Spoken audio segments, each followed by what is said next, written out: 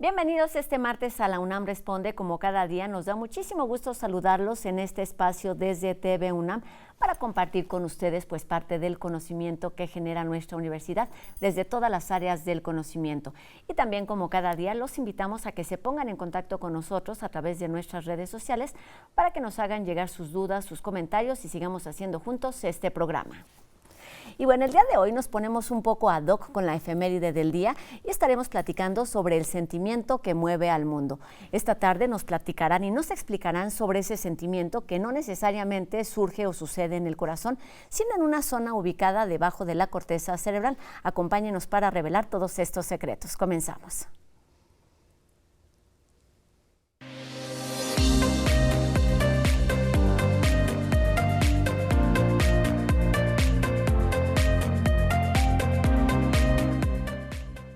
Y bueno, ¿quién mejor para hablar sobre el amor que una experta en las reacciones químicas y biológicas de nuestro cuerpo?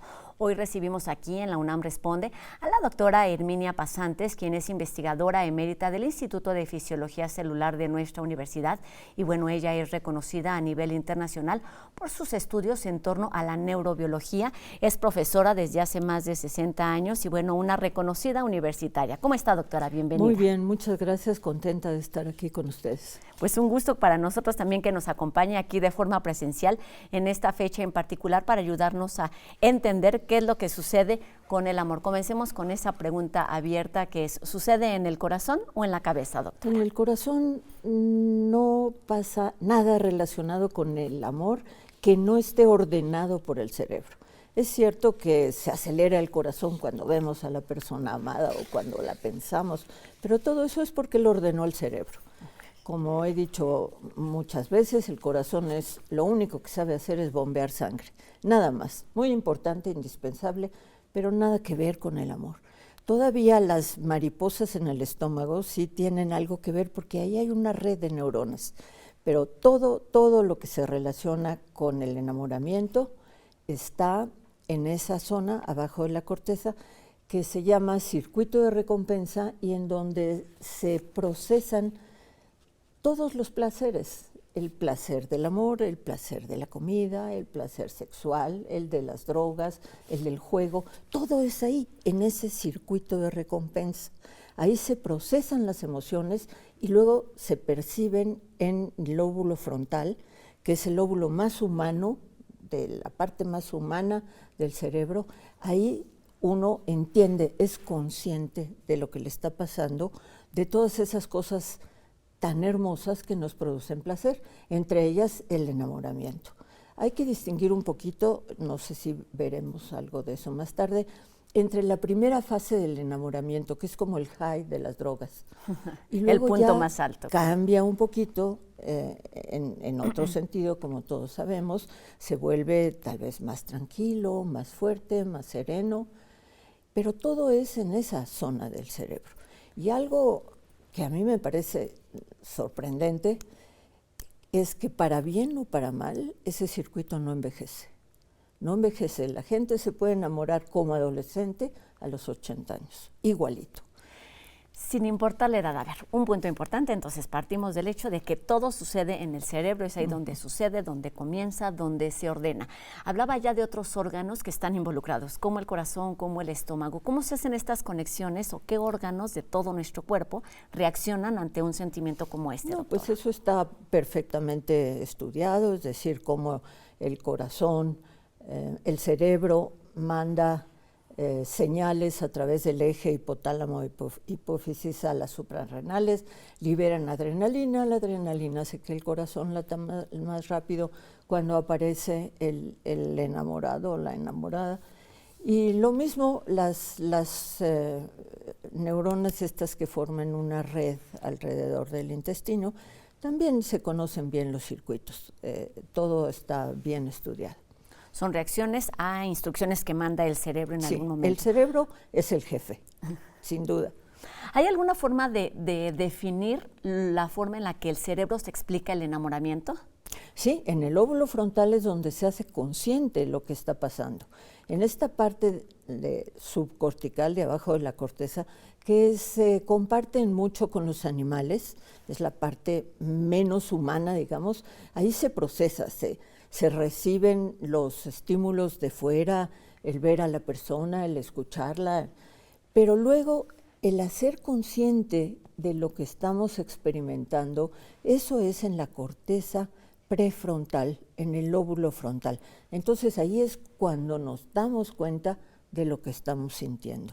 Entonces esa es la parte intelectual, digamos, de la percepción del sentimiento del amor y de cualquier otro sentimiento. Doctora, desde su especialidad, que ha sido su área del conocimiento desde hace ya varias décadas, como son las neurociencias, la fisiología celular, ayúdenos a entender cómo es que se dedican a ubicar o a entender el amor como un objeto de estudio. ¿Qué es lo que llama la atención? Bueno, pues es muy interesante porque para personas como yo, materialista, reduccionista, todo tiene que estar en el cuerpo. No hay metafísica, no hay nada más allá del cuerpo.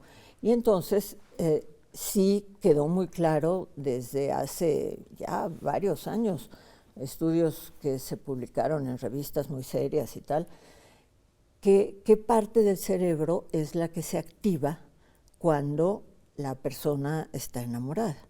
Entonces, se estudió como se estudia cualquier otra cosa del cerebro, como se estudia el apetito, como se estudia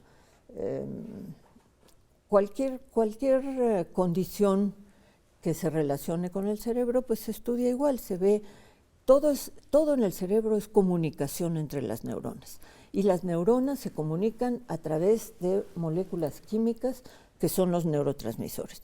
Entonces ya está muy bien identificado que esa primera parte del enamoramiento, la que es como el high, como digo, de las drogas, cuando uno está en la nube completamente, eso está mediado por la dopamina. Y después va cambiando, ya que incluso los que hicieron estos estudios encefalográficos y electrofisiológicos más bien, le calcularon más o menos 6 meses a ese periodo de enamoramiento. Uno no puede vivir así, uno no puede vivir cuando está en la nube por el amor. Entonces eso pasa. Claro, a algunos les dura menos, a otros les dura más, estamos hablando del promedio. Entonces después eso pasa y ya no tiene tanto que ver la dopamina, sino ya tienen que ver un par de hormonas pequeñas, son unas moléculas pequeñas que son la vasopresina y la oxitocina. Esas son las moléculas que tienen que ver con el apego, que tienen que ver con la empatía y que son las que mantienen juntas y con amor, evidentemente, a las parejas de larga data. Entonces esa oxitocina es muy interesante, es una hormona muy interesante porque se libera con el contacto físico, okay. Un abrazo, tomarse de la mano, todo eso libera la oxitocina. Esa oxitocina se conecta en las neuronas, en el cerebro, y entonces es ese amor ya más tranquilo, es ese apego. Incluso se piensa que es la hormona que media pues el amor que se tiene por otras personas, no necesariamente por la pareja, pero se alimenta de tocarse. Eso es algo que es muy importante tomar en cuenta. Entonces, esa oxitocina también se le llama la hormona del amor, pero es de esa parte del amor. La oxitocina y otra hormona, la vasopresina. Las dos tienen que ver con el parto, y con las contracciones uterinas, con la lactancia, pero de ahí empezó, tienen que ver con el apego de la madre al recién nacido. Y entonces, bueno, eso se entendía muy claro que era la oxitocina, pero después ya se vio que no era nada más la madre con el hijo, sino era el esposo con la esposa o eso, como digo, las parejas que llevan mucho tiempo juntas. Y por eso cuando viene el divorcio y ya no hay ese contacto, esa cercanía, los receptores de la oxitocina están desnudos y la gente se puede sentir muy mal, a menos que el que causó el divorcio o la que causó el divorcio esté en el pleno enamoramiento con otra pareja y entonces está llena de dopamina. Entonces son esos neurotransmisores. Dopamina para la primera parte del amor, el amor romántico, y la oxitocina y la vasopresina para la parte de ese apego, de ese amor que puede durar mucho tiempo. Estamos hablando nos explica sobre la existencia, por supuesto, de estas sustancias, de estas conexiones, de estos estímulos que se van dando, digamos, de forma natural, y lo sorprendente que le ha sido el que no envejecen. Esto sucede en todas las etapas de la vida. ¿A qué se parece esto y qué es lo que los mantiene así? Es decir, ¿hay algún tipo, no sé, de alimentación interna, algo que suceda al interior de nuestro organismo que no tenga que ver con estas relaciones externas, doctora? Bueno, en ese circuito, este circuito de recompensa, se percibe, por ejemplo, el placer o se activa con el chocolate. Pero es otro estímulo, es decir, alimentación para mantener el enamoramiento. Pues bueno, ya se decía desde siempre que el amor entra por el estómago o algo así.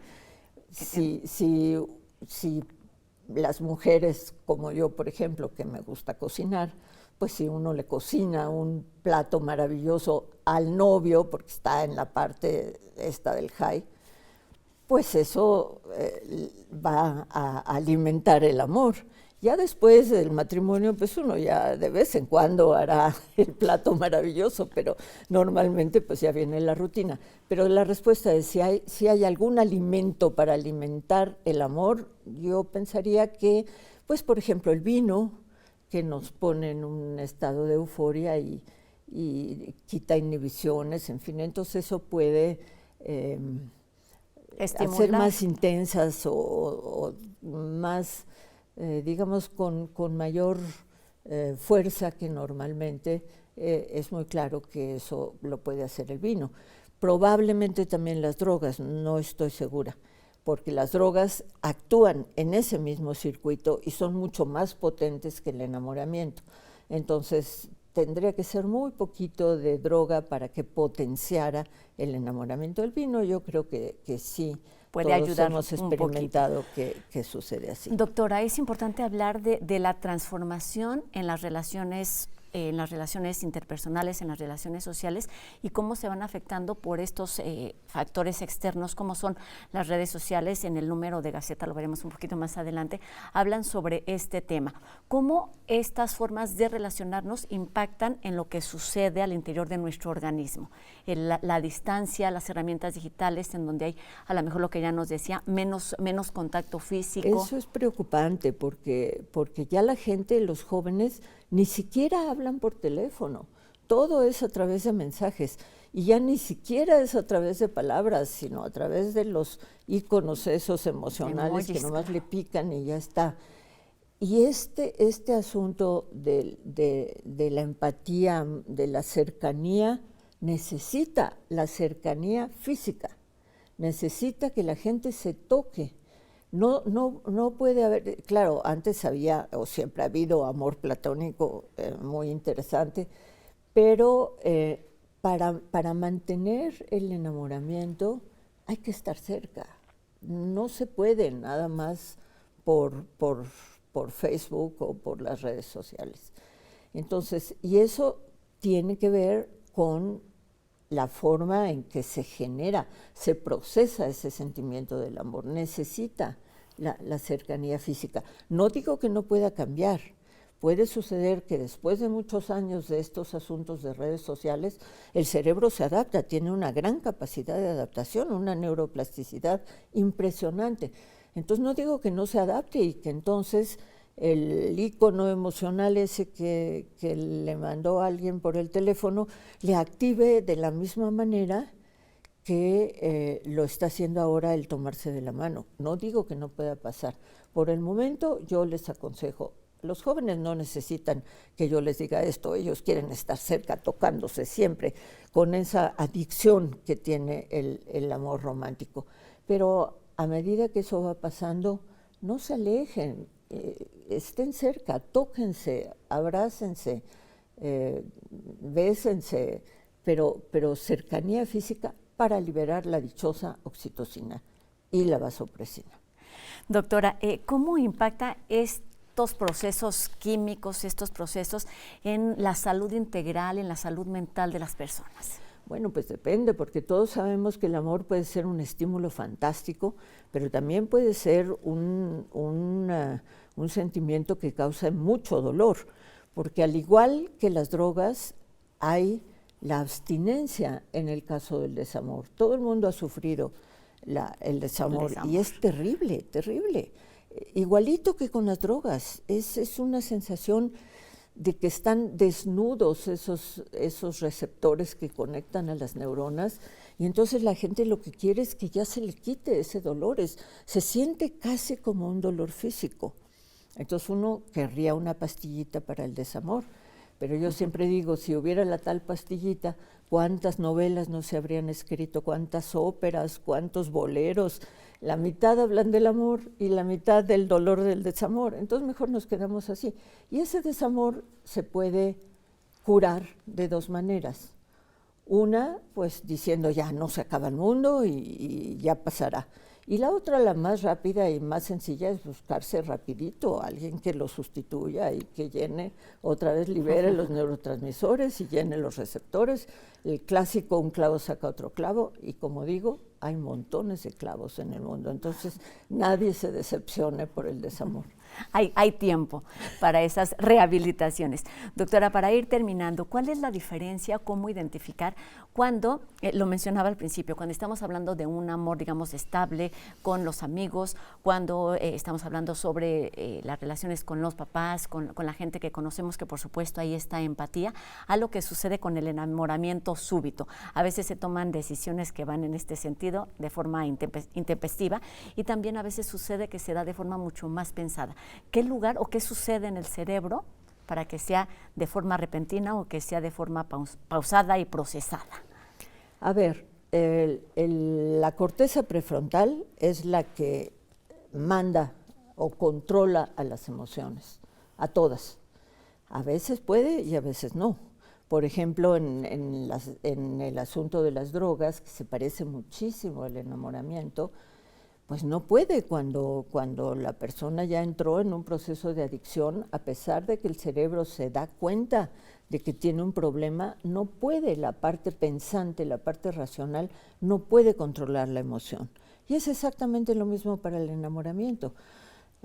Cuando la persona está en la parte esta más álgida del amor, y el cerebro, la corteza prefrontal, le dice, es que no te conviene ese hombre, se está aprovechando de ti, o mira que tiene tales y tales defectos.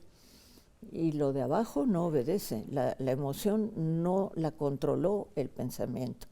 Entonces tiene que llegar el momento en el que finalmente, pues, la parte racional controla la emocional o no.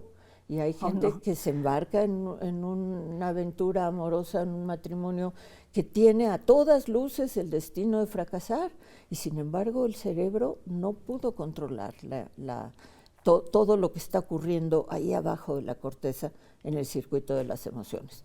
Cuando es más pensado, no sé, porque uno siempre encuentra a alguien que es la persona ideal, el que es más empático, con quien uno se lleva bien, que es tan buen amigo, y el amigo está enamorado, pero nosotros no, y no hay modo. No hay modo de cambiar. Ese es algo muy interesante. ¿Por qué ese y no los 200 más?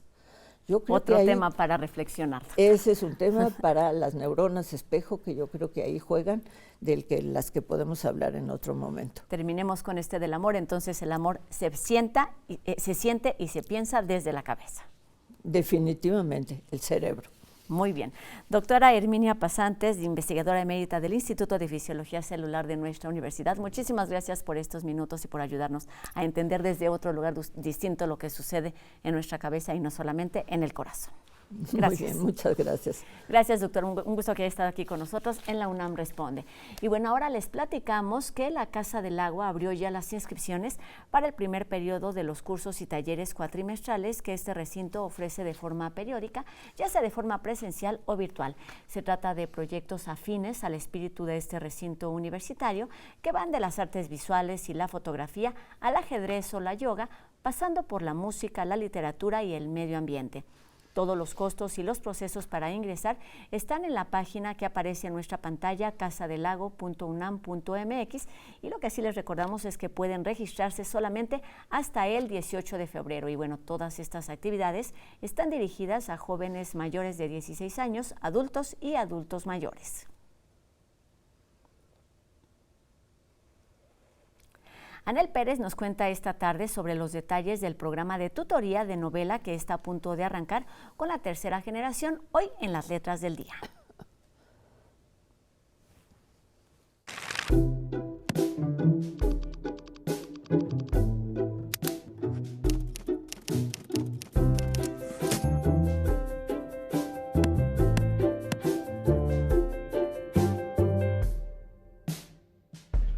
Yo no quería ir a la fiesta, pero mamita, ven que te voy a casar, estaba en el centro esquivando las líneas de las baldosas cuando de repente, hola, sos vos, ¿qué haces? Tanto tiempo. Yo laboro acá a la vuelta, tengo un día tremendo. ¿Viste el calor? Y para cuando había hecho sinopsis de quién era, Dai, de la época CBC, de hace 3 o 4 años, ya me tenía arrinconada contra el banco de la ciudad. Mañana cumplo 23, hago fiesta en casa. Vení. Quería decirle que no, pero me insistía con que se acercaba al cuarto de siglo y yo estaba llegando tarde a mi primera reunión de trabajo con Roberto y odio los bancos y le dije que sí. Este es el primer párrafo del capítulo inicial de la novela Alguien que me nombre, de Sofía Mantilla, autora de la primera generación del programa Tutoría de Novela. Y es que este programa es un acompañamiento en el proceso de escritura que toma lugar un año entero. Organizamos esto en la Dirección de Literatura y Fomento a la Lectura y publica la Dirección General de Publicaciones y Fomento Editorial. Este año, 2023, vamos por la tercera generación consecutiva de este programa. Los tutores son Jorge Volpi, Eloy Urroz y Pedro Ángel Palou. Y ellos y un equipo selecciona, después de la convocatoria, a solamente 8 personas candidatas, novelistas, inéditos o que tengan solamente una novela publicada, y al término de las sesiones de trabajo se selecciona por jurado uno de estos trabajos para su publicación. Es un programa muy rico que fomenta la creación narrativa. El año pasado justamente fue la gran Sofía Mantilla, argentina, que participó en este programa y obtuvo justamente la oportunidad de esta publicación. Y la obra es fantástica, se las recomiendo. Es una obra experimental de una autora ghostwriter, es decir, que escribe sobre casos criminales escondida en el nombre de otra persona, y entabla una relación extraña con un joven que emplea un necrónimo y que busca nuevos nombres de constelaciones para, digamos, rebautizar a personas que él considera que están mal nombradas. Es una historia de encuentros y desapariciones, de crímenes, de constelaciones, de inseguridades juveniles, de miedos, y al final, pues no se los cuento, pero llega algo absolutamente inesperado. Con una cosa de una prosa sencilla en apariencia, Sofía Mantilla va creando atmósferas que con cierta dosis de ansiedad y también de humor empuja los límites de la realidad o quizá de varias realidades. No se la pierdan, léanla y nos vemos la próxima. Estas fueron las letras del día.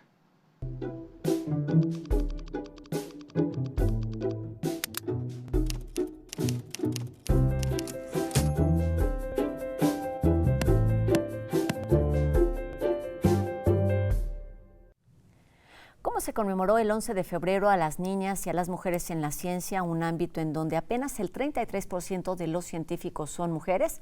Esto y más en las páginas de Gaceta UNAM, enseguida una probadita.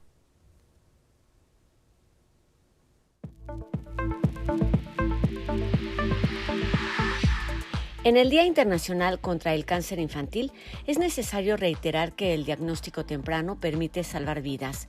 En México, el índice de supervivencia es apenas del 50% de los casos detectados. A propósito del 14 de febrero, el aumento de divorcios en México, el abandono y el vacío en redes sociales y el efecto de la adicción a las herramientas sociodigitales en la salud mental y en las relaciones interpersonales.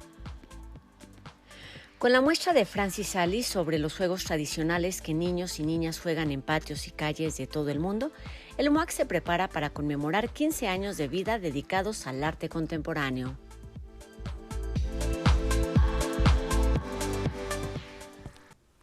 Como cada número, para leer la Gaceta en más de una ocasión. Y bueno, con esto terminamos nuestro programa de hoy, agradeciendo a Ricardo Iturbe en la lengua de señas su participación esta tarde aquí en La UNAM Responde, y nosotros los invitamos a que nos acompañen el día de mañana en una nueva emisión de La UNAM Responde, por supuesto 2:30 por TV UNAM. Mi nombre es Rosa Brizuela. Adiós.